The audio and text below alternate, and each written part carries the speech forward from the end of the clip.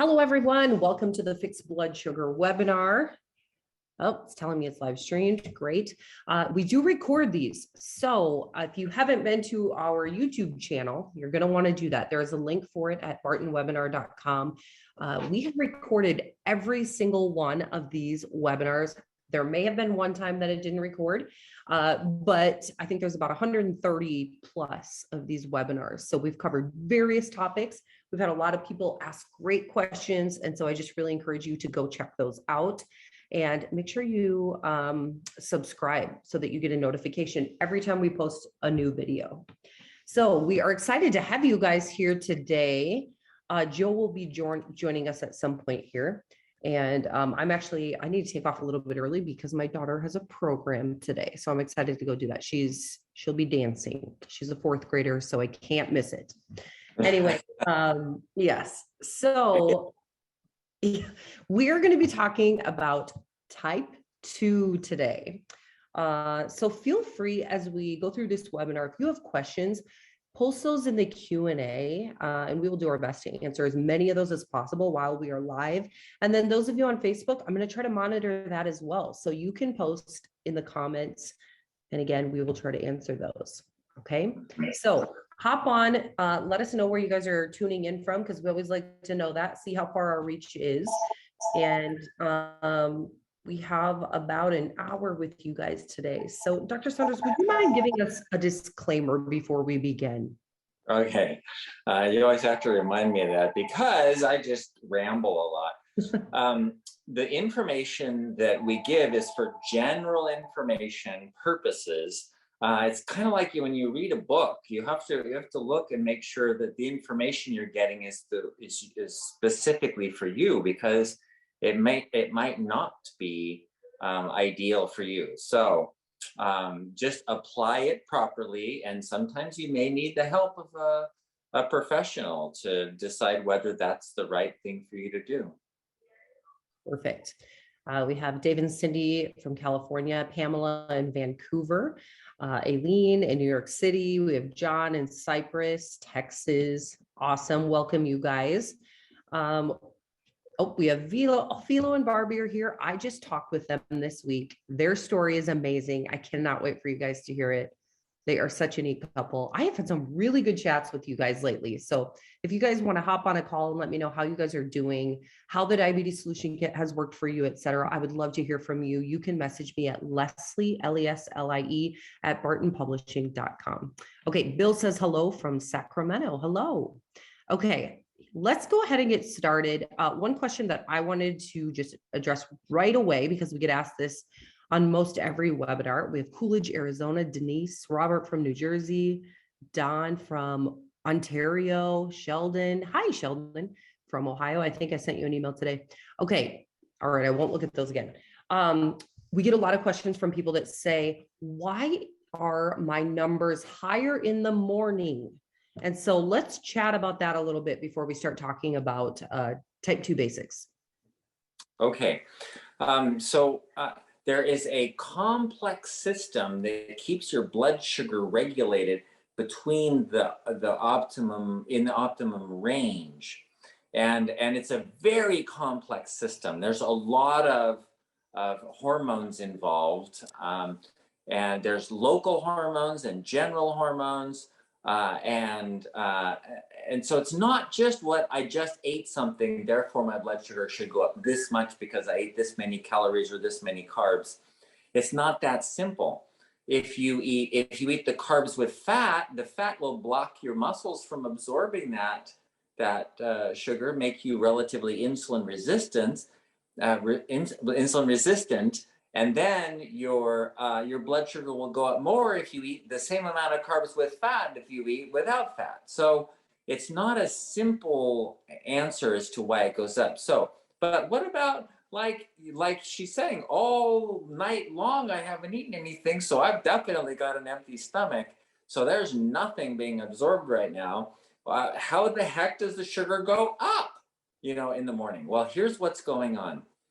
When you wake up in the morning, right around 6 or 7 o'clock in the morning, you release a whole bunch of adrenaline and cortisol. Cortisol is the stress hormone that gets you started, that gets you going, and that's what creates your stress and allows you to pop out of bed and start going for the day, right? But what it also does is makes you a little bit insulin resistant. So,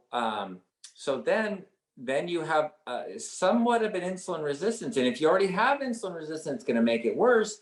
But then you also release, because you don't have anything in your stomach, you release something called glucagon.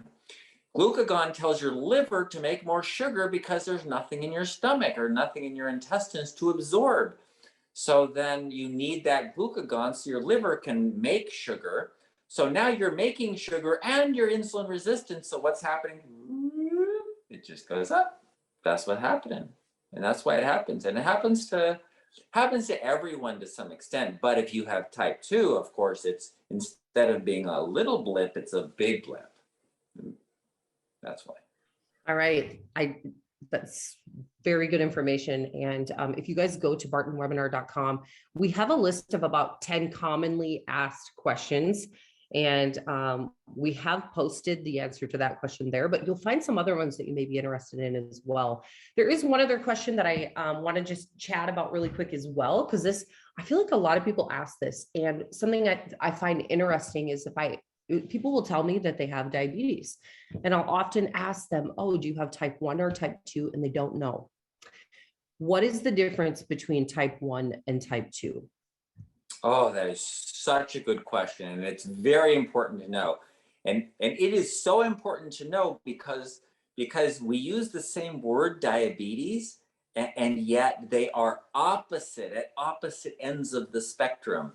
And so we're having a big problem in our society right now because doctors don't know the difference between type 1 and type 2.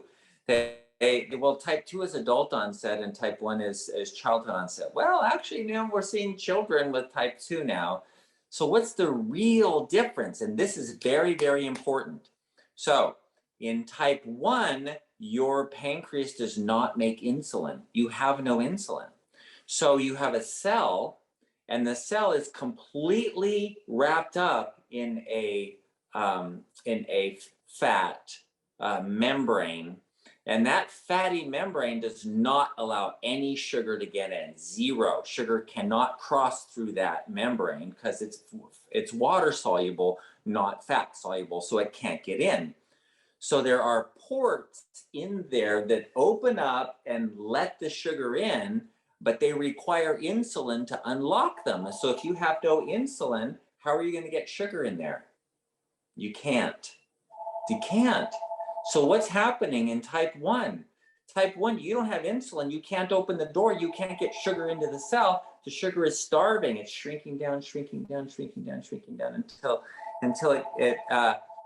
it's losing the ability to do anything, because not only can you not get sugar in there, you can't get protein in there either.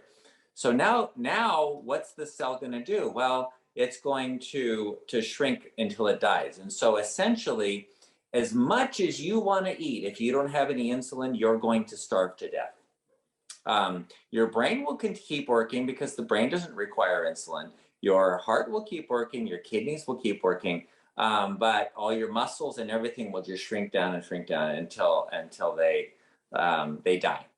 So that's why type 1 is so different.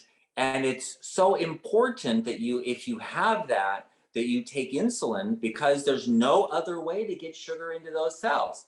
So then you have type 2, and type 2 is exactly the opposite. Remember, type 1 is there, you don't have any insulin.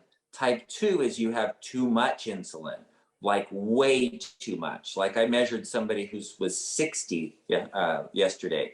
And normal is like 5 or 6 or 10, somewhere in that range. And his level in his blood was just, off the charts high. And his blood sugar was 200. So how do you get tons of insulin that are saying, suck in more sugar, but his blood sugar is really high. So why? Because the cell has swelled up so much, it's so full of sugar that it blocks the insulin receptors from the inside. It says, no, we can't take anymore, and it blocks them. So what happens every time you eat? It can't go in the cell because those insulin receptors are blocked from the inside. So your blood sugar goes up. So your pancreas goes, oh no, the blood sugars go up. Got to make more insulin, and makes more insulin. Well, what's the effect of that? Well, the effect of having all that insulin and everything is you will gain fat, because those cells, they require insulin, but they're never going to block. It's fat cells. That's an interesting point. Fat cells, you don't ever get more fat cells. They don't reproduce. What you're born with is essentially what you die with. It's not exactly like that, but mostly what you're born with is what you die with, and they're just getting bigger and smaller. And so if you ever had like a fatty tumor, that's one fat cell that's normally, like microscopic, that gets bigger and bigger and bigger and bigger. And you got this one cell that's, huge, like 2 inches, 3 inches. I've seen them really big. And that's one single cell. So the fat cells would just get bigger and bigger and bigger, but all the rest of your cells won't take sugar in. So your blood sugar's going up. And they're already toxic on sugar. They just have too much in them. So type 2 is exactly the opposite of type 1. Type 1 is a problem of not enough. And type 2 is a problem of too much. Too much insulin, too much sugar, too much fat, too much protein, too much of everything. Whereas type 1 is exactly the opposite. So that's why when you go to your doctor, you need to know, do I have type 1 or type 2? Because if they don't measure your insulin, they may not know if you have type 1 or type 2, because you can have high blood sugar either way. So if all you do is measure the blood sugar, remember, this will make high blood sugar, this will make high blood sugar. Either way, you have high blood sugar, but you may not know whether it's type 1 or type 2 unless you actually measure the insulin. And another one that I like to measure that you can ask for is called C-peptide. It's C-peptide, P-E-P-T-I-D-E. And that is sort of a long-term pancreas a marker for how much insulin generally your pancreas is making. So if it's putting out a lot, you'll have a high C-peptide. And the insulin's going up and down, in the moment, but the C-peptide gives you more of an average. Okay, such good information. The other thing that I want to chat about as well is many people who are on this webinar are using the diabetes solution kit. And it's a very inexpensive book that you can purchase online. You can go to bartonwebinar.com and it will give you a game plan to kick this thing in the you-know-what. And Dr. Saunders does this exact same thing with his patients in his office. But what I'm wondering if you could do today, Dr. Saunders, is give us a brief overview of what we're actually doing. Yes, in the diabetes solution kit, it's telling you eat under 20 net grams of carbs for this amount of time. It's giving you the step-by-step things to do. But why are we doing that? And you often reference the kitchen sink. Can you give us a quick overview of the kitchen sink one more time so we know what our goal is with the diabetes solution kit? Okay, yeah, perfect. So throw in everything but the kitchen sink. So let's say you're in your kitchen and the water's running, and your valve won't turn the water off, right? So the water's running and the sink's clogged and the sink is filling up and filling up and filling up. And you call the plumber and you say, I got to do something about the sink. And the plumber says, well, I can't get there right now. So just see if you can bail it out as best you can. And then it keeps filling up and it starts spilling onto the floor. And so you call the plumber, it's spilling onto the floor. The plumber says, okay, start mopping up the floor. So you're mopping up the floor, and the sink is still running and it's overflowing onto your floor, and you're mopping up the floor and you're wringing out the mop and mopping as fast as you can. and it's kind of keeping it okay. You know, it's a little wet on the floor, but it's not, at least it's not filling up the whole kitchen with water. But then you're getting more and more water, and the water's turning on more, so you got more water coming out. So so you call the plumber. I'm just, it's getting worse. What can I do? And the plumber says, well, dummy, get another mop, duh. So you get your wife in there with a mop, and well, my wife or your husband or whatever, your partner in there, and get a mop. So now you got two mops going. You're wringing out the mops. You're both going, and more water starts spilling out. And you call the plumber. Oh, we got more water coming out of the sink. It's pouring out on the floor. We can't keep up. And he says, well, dummy, get another mop. So you bring your kids in with mops, and they're mopping up as fast as they can. That's what you're doing when you go to the doctor's office with diabetes. Your blood sugar's getting high and high. It's spilling into the urine. And you're going, doctor, what do I do? My blood sugar's high. And he's saying, well, we'll mop it up with this drug. And then you go back and you say, it's getting higher again. What do I do? Well, we'll add on another drug. And then, well, it's getting higher. What do I do? Well, we'll add on insulin. We'll just start injecting insulin. We'll just add more and more of that. What is that doing? Is that fixing the problem? No, it doesn't even deal with the problem. It doesn't deal with the issue of why is it spilling over in the first place? So what you could do, because the sink faucet isn't working, if the plumber was smart, he would go under the sink and there's a little valve under there. You know, if you've ever seen those little valves under your sink, and you just turn that and the water shuts off. And then you don't have any water. And if you shut off the water, then it's not spilling over anymore. Okay, then you can deal with the clog in the sink, and you can undo the clog, and the water will all drain out, and you won't have to mop up your floor anymore. So that's what we're doing with the diabetes solution kit. We're turning off the water. So what turning off the water means is we're not adding in any more sugar that's going to raise your blood sugar so you don't need drugs anymore. You don't need to mop up that extra sugar because there's no extra sugar because you're not taking any in. So the idea of the diabetes solution kit, we've chosen this way of doing it. It's not the only way. I want you to be sure that you know that. This is not the only way. It is a very good general way of handling it, and that is don't take in any carbohydrates. And essentially a 20-gram carbohydrate diet is a very small amount.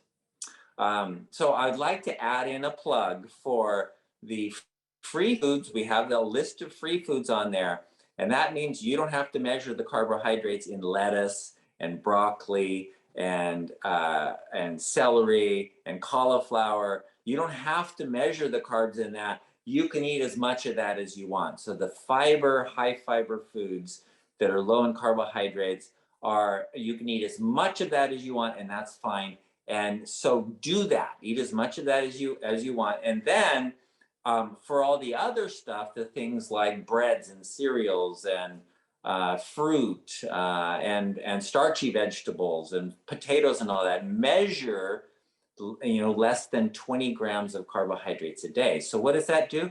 That shuts off the water. So you're not adding in more and overflowing and spilling over.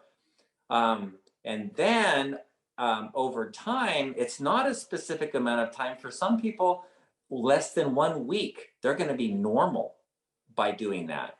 Other people are going to be 6 months of doing that before they're normal. And the idea is to get normal. So you keep measuring your blood sugar. And when your blood sugar is between 70 and 90, and stays in that range between 70 and 90, then you know you're okay. And then you can start on phase 2. So it's not a specified amount of time. It is a very specific amount of carbohydrates so that you can become insulin sensitive again and drop the insulin levels down to normal so that you don't have insulin resistance, so your blood sugar doesn't go up. That means the cells have to use up that sugar. So how are you going to use up the sugar in the cell? Well, you could just wait. Eventually, it probably work, but it's really good to do exercise. So we add in, you know what? Get out and do something. Get out and walk every day, or run every day, or work out at your gym, or do your calisthenics or yoga or whatever you're doing at home. Because as you're using up carbohydrates, sugar, those cells are using up what's called glycogen in the cells that they're stored, all that extra storage. They're using it up, and they're going, hey, I'm running low on sugar. I'm going to have to open up all those insulin ports. And they open up the insulin ports. So now when your blood sugar goes up, they go, oh, sugar, look, I can use that. And they bring in the sugar. And then your blood sugar drops down again and gets down to normal. So that's the simple way that our system works. And we've proven it works really well for most people. It's not for everyone. There are other things that you have to look at. For example, today we talked about type 1 and type 2. Some people have type 1.5, where they make some insulin, but it's not enough. And they still have the insulin resistance. They have too much, but they have too little insulin. So they have too much and too little. And that's a weird way. And then just doing this program may not get you to a normal level. Sometimes people have to add insulin or add other things, insulin sensitizers or something like that. So for most people, this should work really. If it's not working, then go to your doctor, do some tests, find out whether you have type 1, type 1.5, or type 2 with excessive amounts of insulin and still high insulin resistance. You may have to test for that. Today's Fixed Blood Sugar webinar is sponsored by Synachroma, our best-selling advanced blood sugar support formula. Now, thousands of people around the world are taking Synachroma every day as part of their program to fix their blood sugar using natural ingredients that simply work. Now, Dr. Saunders formulated Synachroma to meet key nutritional deficiencies that most people have unknowingly suffered from for far too long. With Synachroma, you get a blend of 6 key ingredients. The perfect combination of chromium, vitamin D3, and vitamin K2, which it's important to take those two together, selenium, vanadium, and our 10-to-1 cinnamon bark extract. Now, if you're not already using Synachroma, I highly recommend that you give it a try and see how it helps your energy, your weight, and your blood sugar numbers. You can get Synachroma at bartonnutrition.com or on Amazon. If you get it at bartonnutrition.com, you can enter the coupon code webinar25 and you'll save 25% off at bartonnutrition.com. But I realize some people like to go to Amazon as well. So anyways, Synachroma, highly recommend. Now let's get you back to the Fixed Blood Sugar webinar.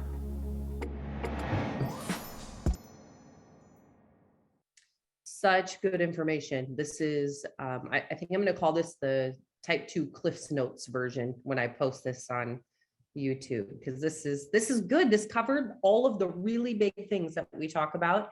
And so now I want to just transition into some of the questions that have come in, because we've had quite a few. One thing I am going to say, I met with the Garcias this week, and I'm just going to tell you guys, and I should let them share their story, but the quick version of it is that they had tried a lot of other things.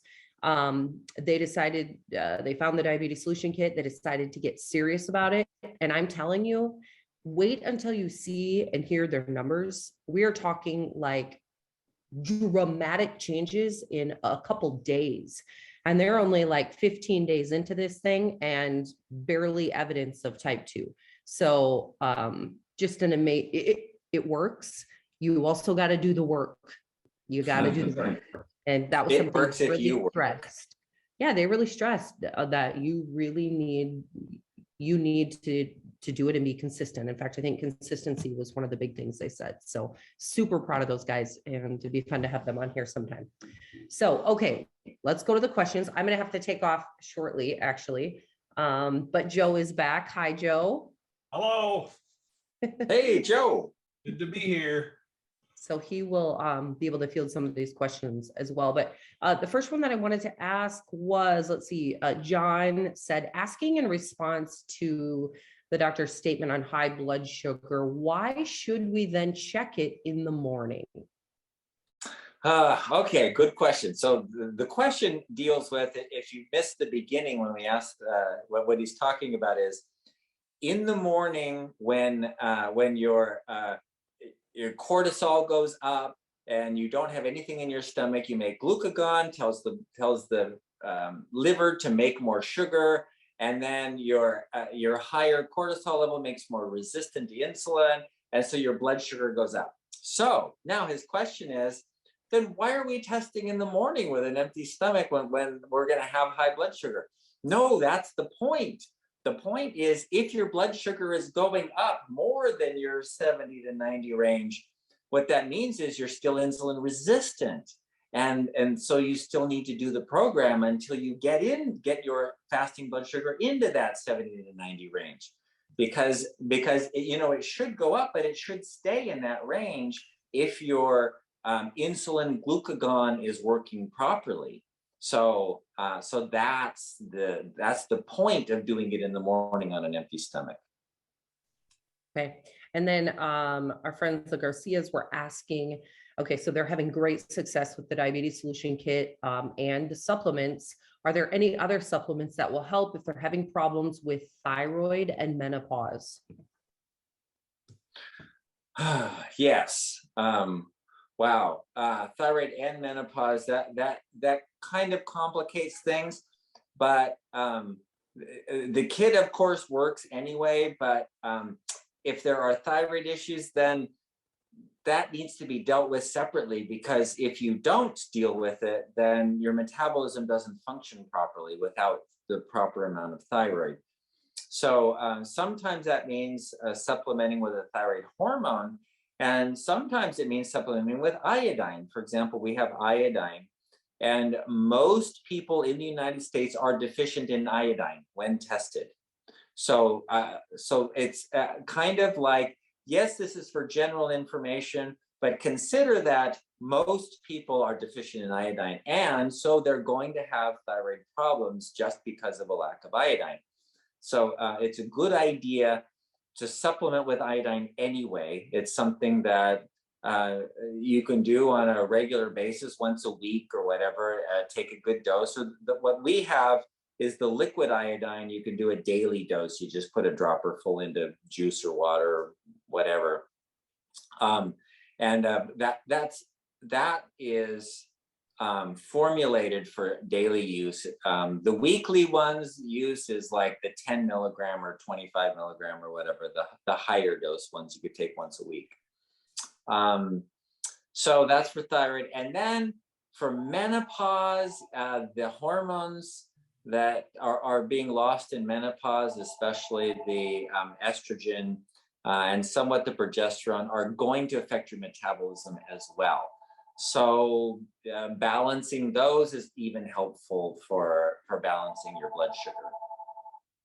Okay, and Joe's going to take over for me, but before we go, I'm just going to give you the updates here on the Garcias, because I met with them this week, and it says, okay, 18 days on the program, Barbie sugar levels went from 300 plus down to 130 to 105.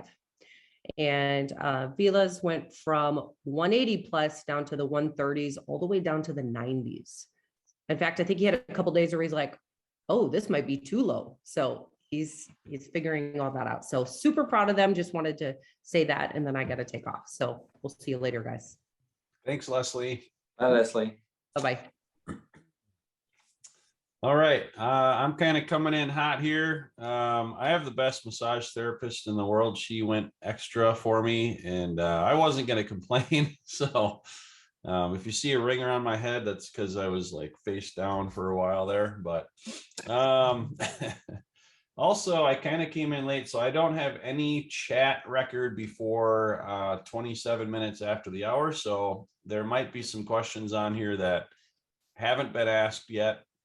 Dr. Saunders, maybe you have them on yours if you want to find them, or we could just ask people to retype them in too. So I got 18 of them on here, but I don't know. Oh, wow. Okay. So from the chat, let's see. You could just start with the Q&A part if you want. Okay. We have to train people. Use the Q&A. Oh, okay. So then I have two questions. Will glutathione, the antioxidant, help improving blurry vision? Okay, so question one, glutathione is the primary antioxidant in the body. It's in every cell, and it's really important for mitochondrial function, along with detoxing your body. And so the question is, will it help with blurry vision? That's an excellent question. We discussed vision issues in the past, and we talked about why glutathione was really important for that. It can prevent or at least be part of what's important for preventing macular degeneration and glaucoma. So can it help improving blurry vision? Well, probably not if your problem is in the lens of your eye or the shape of your eye. But if it's due to something like a macular degeneration or glaucoma, yes, it should help that. Question two, of the three forms of vitamin B12, there's cyanocobalamin, methylcobalamin, and methylcobalamin and hydroxycobalamin, or adenylyl forms, which is the most potent sublingual easy melt form. Okay, vitamin B12. That's an excellent question. So vitamin B12 is a very large molecule. This cobalamin molecule is huge. It does not go through the skin very well, so that they have creams of vitamin B12, and you get tiny microgram amounts through the skin. If you use something that'll get it through the skin. And even the sublingual is not absorbed sublingually. It actually, you swallow it down, and it has to go to the distal 18 inches of the ileum in your intestines. There's only 18 inches in your intestines that you can absorb vitamin B12. The rest of everything else in your body does not absorb vitamin B12, and it has to be actively absorbed. So the question is, which of these forms of vitamin B12 is better absorbed? And essentially, they're all the same. Essentially, the absorption is the same. Yeah, doesn't matter. Hey, real quick, the vitamin B12, it's absorbed in 18 inches. Is that in the large intestine or small?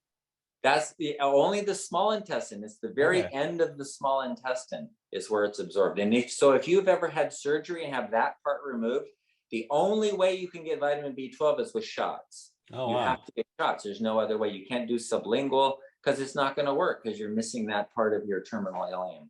Huh, because I had Hirschsprung's disease and they removed a third of my colon. So, but I think that's pretty much all. Yeah, I don't think they did anything with my small intestine. So no, it would be just the distal colon.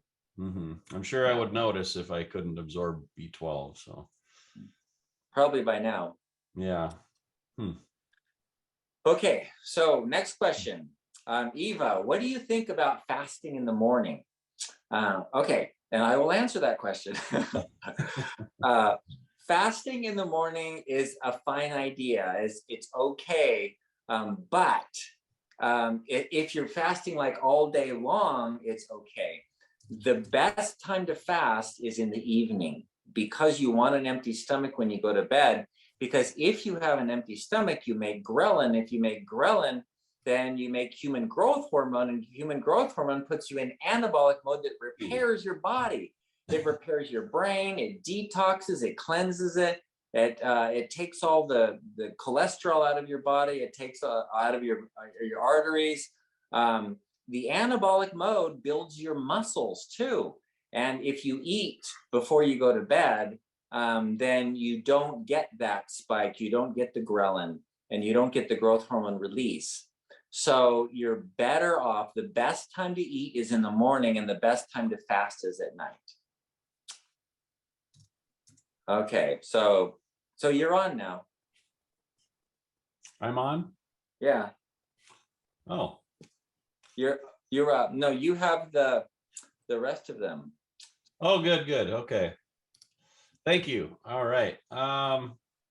So Amanda, my wife, just delivered something exciting I wanted to share. A baby? Oh, Lordy, help us. That would be interesting.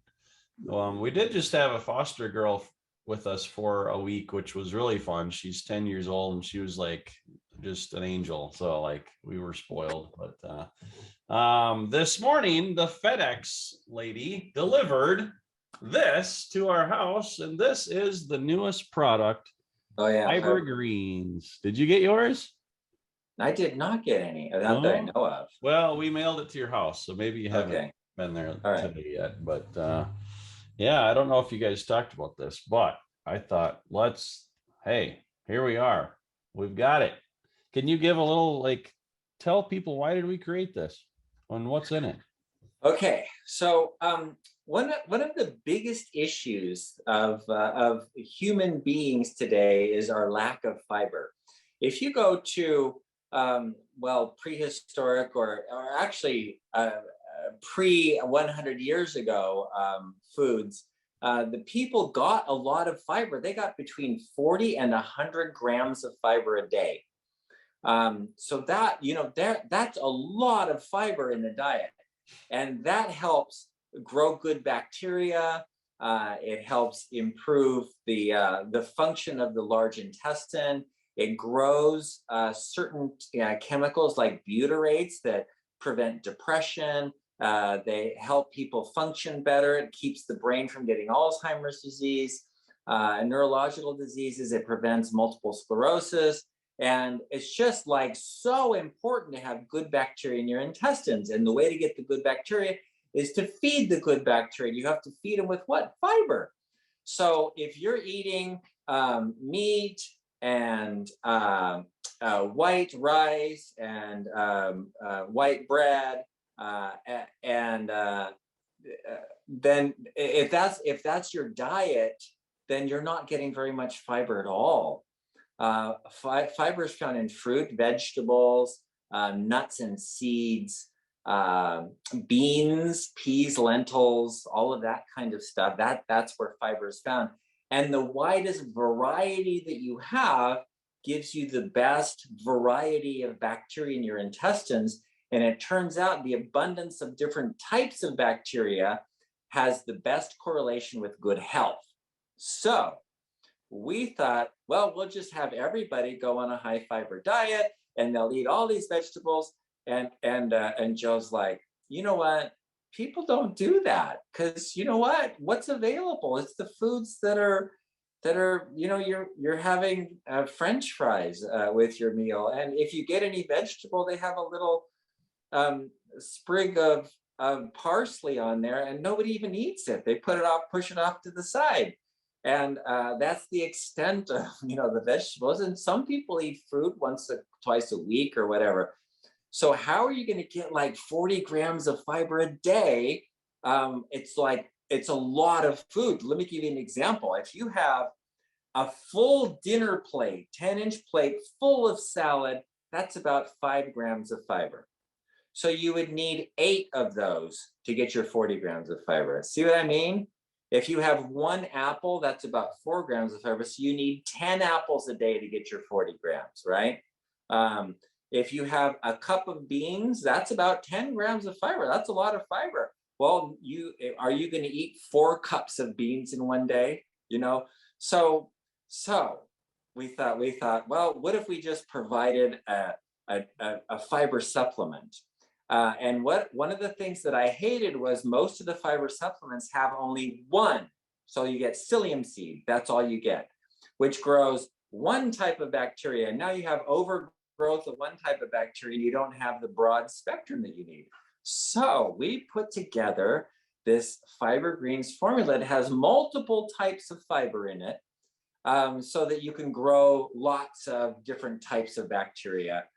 And don't let me or don't assume that I'm telling you that this is better than eating fiber.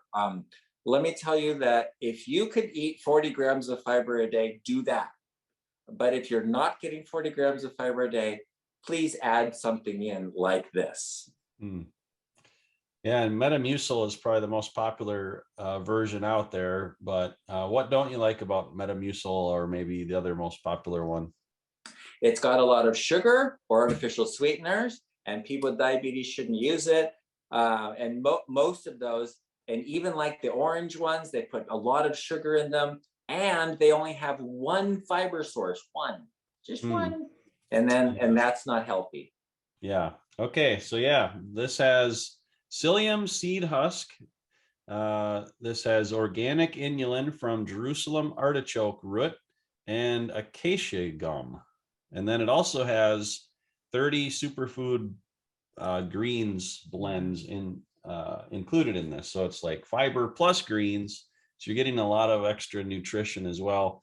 It tastes really good. Like, I think it's really good. It does have a hint of sweet. So if there's a little, but it's only 1 net gram of carbs. And so like fits really well into the diabetes reversal program. And so I'm going to let you keep answering questions here, but I am going to post a link in the chat if anybody wants to be the first customer to get this, and you can use our webinar coupon code to save 25%. I will put that in the chat as well.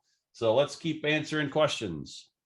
Okay, so this is great. So this is from Anonymous, and he says, as a type 2, I want to try a fruit smoothie with extra protein and fiber to helpfully control my spike. How long after the smoothie should I check my blood sugar and see how bad my spike might be? Should I check it more than once? That is such a good question. So we have something called a glucose tolerance test. And the glucose tolerance test is you take a glucose formula that's pure glucose, you drink it down, it's like syrup. It's like, really, really super sweet. It's like drinking Caro syrup is essentially what it is. And then you check your blood sugar, just before you drink it, and then an hour later, 3 hours afterward, to see where your spike goes, how long it takes to spike, and when. So it's either like at an hour before an hour, because by hour 2, if it's all down, or if it spikes at 2 hours. So that gives you an idea of how high the spike is and how long it lasts. So that's why 3 hours.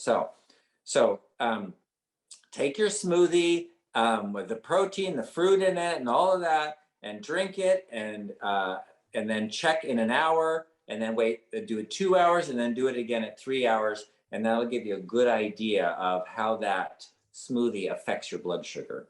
That's a good way of doing it, and that's the type of thing we do in phase 2, where phase 2 you're trying to find out what you're tolerant to, what you're resistant to, what kinds of things you can eat on your phase 3, which is the permanent diet. Okay. Brian says, hi, I'm having issues with low blood pressure. I get dizzy when I stand at the gym or my lower body. I'm on atorvastatin for cholesterol and chromium picolinate and cinnamon. Does that lower blood pressure? Thanks. Okay. So no, chromium and cinnamon, neither of those should affect your blood sugar at all, unless you're having some kind of allergic reaction that can dilate blood vessels. Otherwise, no. The dizziness happens because the blood vessels get dilated when you're working out. Your muscles are requiring more blood. So what usually that means is you're dehydrated. And dehydrated, there's 3 different kinds of dehydration. You could have not enough water. And if you say, well, I'm drinking a ton of water, well, then maybe because you're drinking a ton of water, you've depleted your sodium or potassium, or potassium. You can have both of those depleted from drinking too much water. So if you're toxic on water from drinking too much water, you get, number one, you get dehydration. And that would be like when I stand up, I get dizzy. So that kind of dizziness is called orthostatic hypotension, low blood pressure. And then you'll also have getting up at night to urinate frequently. And those are the two different kinds of dehydration. So if you're not drinking enough water, drink more water. If you're drinking too much water, then you need sodium and potassium to replace what's been being lost. And sometimes it also helps to stop drinking water. And it's kind of ironic, right? I'm dehydrated, so I have to stop drinking water. But it's just stop drinking too much water, so I'm not depleting my sodium out of my body and potassium. Okay. William Davenport says, I'm vegetarian. Wondering if there are amino acids I'm not getting without meat. I want to build lean muscle, and I understand supporting your body's ability to make protein is the best way. Do I need to supplement amino acids rather than eating more protein? Your thoughts, please. Okay. So there are millions of vegetarians in the world, and they manage quite well without eating meat or taking extra protein. There is plenty of protein in vegetables. If you think about it, broccoli has as much protein as mother's milk. And babies are growing very quickly on the protein in mother's milk, and yet you can get more in broccoli.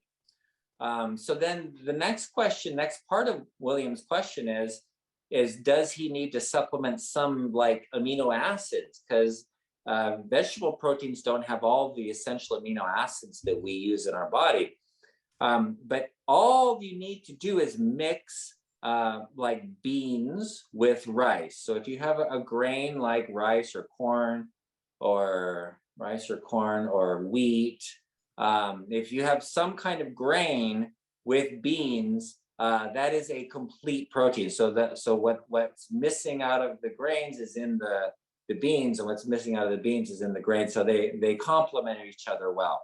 So you'll get all the protein you need if you just ate that's what I like, beans and brown rice. I could live on that all my life. So that's often what I eat.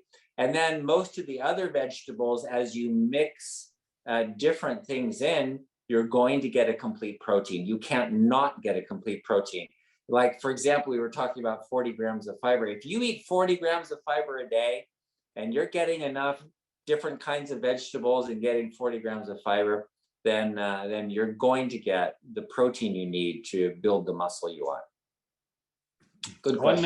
One note on the fiber greens. So in each container, we're calling them containers, not bottles. We had this all internal discussion. Do we call them bottles or tubs or containers or canisters or jars? And I'm like, let's just call them tub canister mints. I don't know.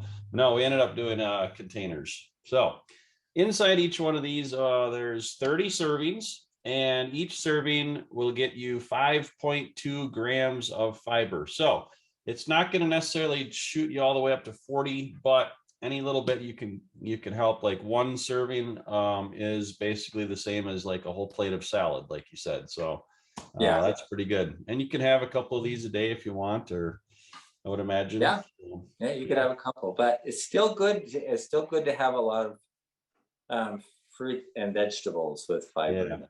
Yeah. Okay, so Vilo Garcia said, I answered the question about the thyroid, the menopause. The question was, is there anything that helps in conjunction with the diabetes solution pan for thyroid and menopause? If your metabolism is repaired, then very often your ability to make thyroid and use thyroid medication or hormone is improved, and the sex hormones, the estrogen, progesterone, testosterone, will balance better when you don't have all the fat on your body, because those are changed in the fat. So as your blood sugar comes down, as you lose weight, there will be differences in how both your thyroid and your menopausal hormones or sex hormones are working. So yes, it should help just by itself. Okay, Mary says, when do you start getting off the diabetes drugs, and how do you do that? That is such a good question. Okay, somebody prescribed drugs to you, and when they prescribed them, they said you'll be on this all your life or until you don't need them anymore. So let's do the or until you don't need them anymore. So the rest of your life means you're not going to make any changes, but you're making changes. You're going through the solution kit and you're changing your diet. And so then you talk to the person who prescribed the medications for you, and you say, I'm doing a program, a diet program to get my blood sugar down. And so which medication should I get off of first and how? So that's where you work together with whoever prescribed the medications in the first place. And you say, I'm doing this program, my blood sugar is going to drop down. What should I do? For which medication should I get off of first? And then they will be able to help you with that, because some of the ones you have to stop right away because they'll raise insulin and cause you to drop too low. Whereas other ones like metformin, that's never going to drop you too low. So that you can stay on that one for a longer period of time.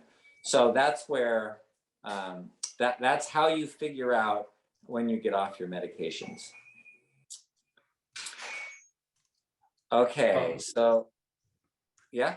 Richard asked us, where can we get the diabetes solution kit? And if you go to bartonwebinar.com and then just scroll to the bottom of the page, we have a link to it there, along with our other supplements as well. We don't have Fiber Greens up there yet, but I did send the link in the chat earlier. And thank you to David M. for being our first customer. Woo! So hope you enjoy it.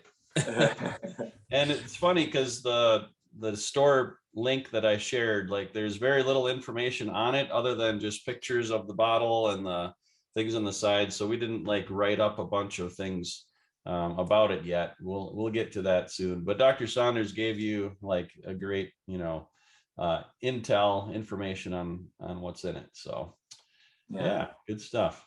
Okay. Yeah. So so the question, what is the test for knowing if you have enough iodine? Okay, that's a really good question. And there's a lot of different tests out there. You could just test your iodine levels. There's a blood iodine, a urine iodine.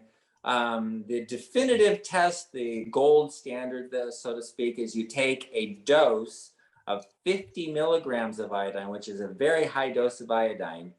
And then you collect your urine for the next 24 hours, and you should have 49.5 milligrams in that urine that you collect over the next 24 hours. In other words, almost everything you took should come out in your urine in the next 24 hours. If not, if you only have 45 milligrams of iodine coming out in the urine, that means you saved 5 milligrams. That means your thyroid's absorbing it. That means you don't have enough. So that's insufficiency. So any of the tests can sort of determine it. But you know what? It's like salt. It's one of those things you kind of continuously need anyway. So you might as well just take a dose, the once a week dose, or the one we have is just the daily dropper. And that works well too. Okay, next question. What about B complex vitamin? Okay, B vitamins are very important, especially when you have type 2. So one of the things we have is called Nervala, and that is to prevent damage to your nerves and to reverse the neuropathy that happens from diabetes. And what is it? Vitamin B1. it's thiamine. It's a special form of thiamine that's fat soluble called benfotiamine. And that's really important. And then vitamin B12 I have found to be very important in a lot of people too, because like I said, vitamin B12 is hard to absorb. You just have this one place in your intestines, and if you have any kind of diarrhea problems or irritable bowel problems or inflammatory bowel problems, you may not absorb vitamin B12. So I've found that's a common issue too. So a B complex vitamin is a good thing to supplement. I would recommend that. Okay, so Vilo says, other than taking turmeric, is there anything else I can do to lower my blood pressure? It's still running high. Okay, there are 300 plus reasons why your blood pressure could be high. So turmeric deals with one or two or maybe three or four of them because it works on inflammation. So if turmeric isn't lowering your blood pressure, then inflammation probably isn't your problem, and you need to find out why the blood pressure is elevated. So in this case, if the blood pressure is elevated and you have type 2, then don't worry about the blood pressure, because as you lose the weight, as your insulin becomes more sensitive, then the blood pressure should come down, because insulin is one of the reasons for having high blood pressure. Your blood pressure gets higher when you have insulin resistance. And the reason for that is because your brain's not getting enough sugar and saying, hey, I need more. And it does that by constricting the blood vessels and causing high blood pressure. So just do the program first, and that would be another reason if the turmeric doesn't seem to be helping. Could you answer the one from Eva about the iodine, the test for iodine? Yes. Okay. That one. Excellent. Okay.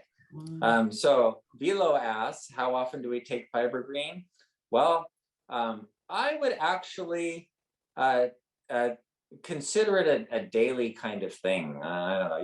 You don't have to take it every day, but it adds another, one serving adds another 5 grams of fiber to your diet, which is great. And that should be a portion, the supplement, not your entire source of fiber, but it's a good thing. And you may find, like I find when I get more fiber, I have better bowel movements. And so that's an important thing too, because constipation causes hemorrhoids and diverticulosis and diverticulitis.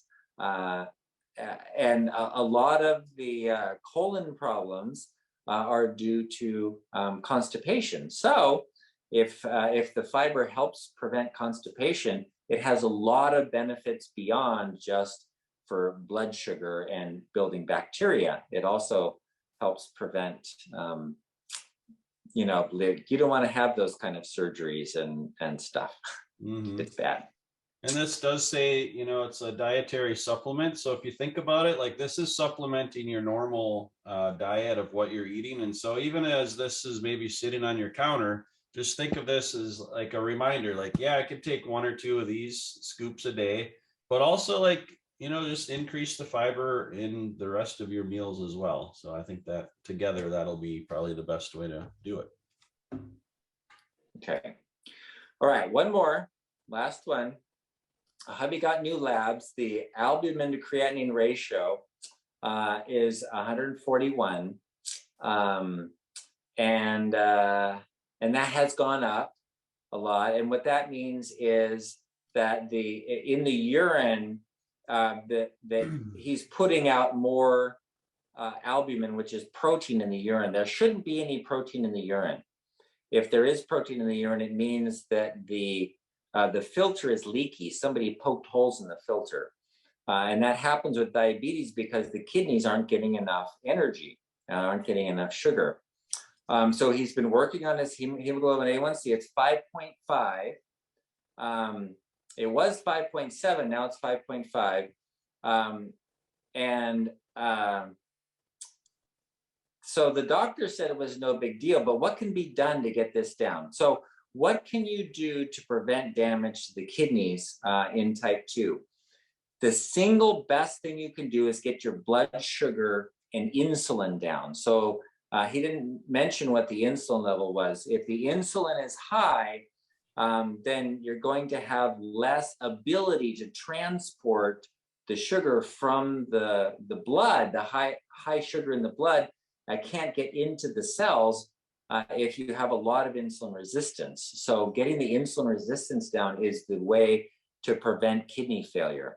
So that's phase 1 of the program. Just keep doing phase 1 until if the hemoglobin A1C was 5.5, that's not bad actually. But if you can get it down to 5.0, that would be excellent.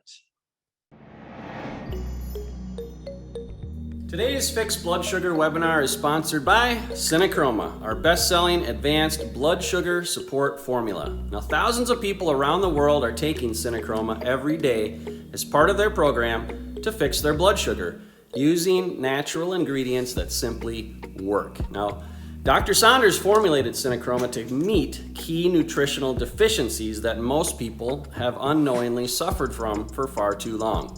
With Synachroma, you get a blend of 6 key ingredients. The perfect combination of chromium, vitamin D3, and vitamin K2, which it's important to take those 2 together, selenium, vanadium, and our 10-to-1 cinnamon bark extract. Now, if you're not already using Synachroma, I highly recommend that you give it a try and see how it helps your energy, your weight, and your blood sugar numbers.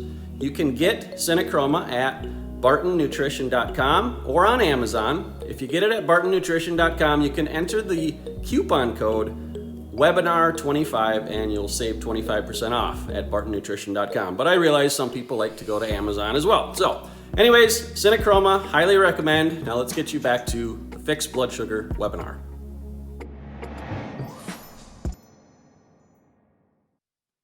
Okay, Yes. I gotta go. Awesome. Thank you so much, All right. Dr. Saunders. And Yeah. have a great day. Okay. Bye. I was gonna thank him for letting my friends use his surfboards the other day too, which was kind of funny. But he lives kind of close to the ocean in Santa Barbara, just north of Santa Barbara. So, but let me see if I can help answer a couple more questions here. Those have all been done. Okay, aren't walnuts and almonds a great source of fiber? I don't know offhand, but I've got some mixed nuts in front of me here. Let's see. It doesn't tell me the fiber. Let's Google it. How much fiber in almonds? Great question. And actually, I don't use Google. I use DuckDuckGo because Google sometimes doesn't treat your privacy very private. 15 grams for nuts, almonds, dry roasted. That's for 1 cup of whole kernels of almonds. So I don't know if anyone wants to eat like a whole cup of almonds. I know Dr. Saunders suggests eating like 9 or 10 at a time. That's way less than a cup. But yeah, there's definitely some fiber in nuts. And so, and they're low carb as well. Higher on the fat content. They've got some protein in there, low carb. So that is a good source. Let's see what walnuts come up as. Walnuts. 5 grams of protein or of fiber for a cup of walnuts. So not nearly, it's 1/3 less than the almonds. So you could probably search around and see like what are some other, we probably need to do that. Actually, we probably have a list somewhere. I just don't have it handy right now of what like the highest fiber foods there are. So we'll probably cover that in a webinar soon. And so with that, I'm just going to say thanks for joining us today.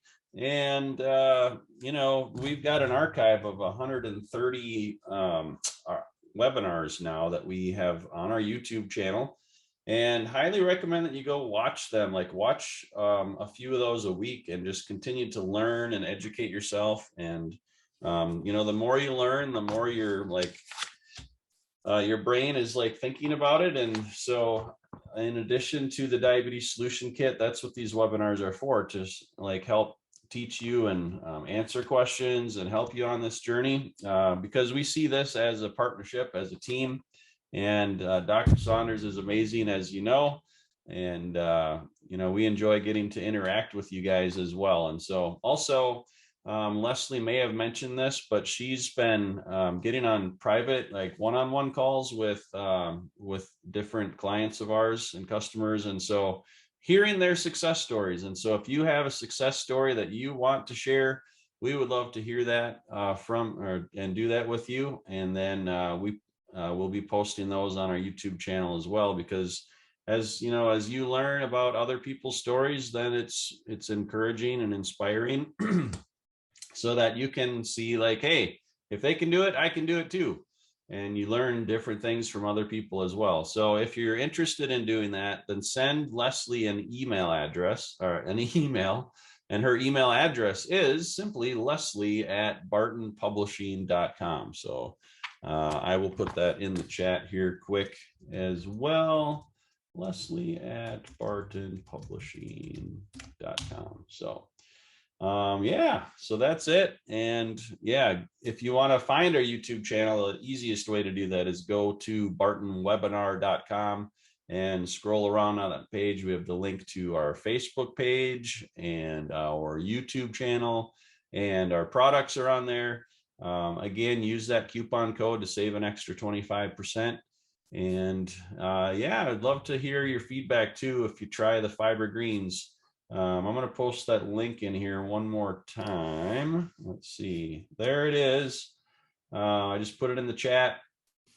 Click on that link, because after this Zoom meeting closes, and YouTube, we might have to post this in a comment later or something, but I don't think you're going to be able to find fiber greens on our store just yet. So our developer will be adding that soon, but we just got this today. And so it's ready to go. It tastes amazing. It's low carb. It's good for blood sugar and digestive support.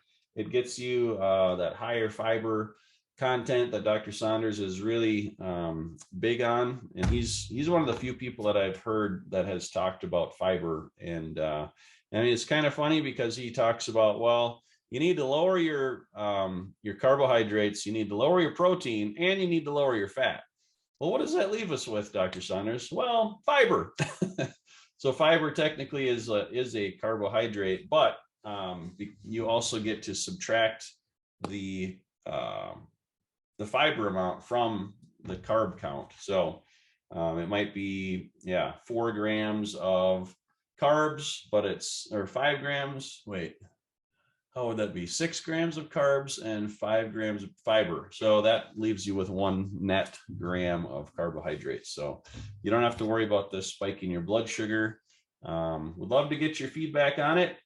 And there we go. That's another edition of the Fixed Blood Sugar webinar. Thanks for joining us. And we'll see you next time. Take care and God bless you.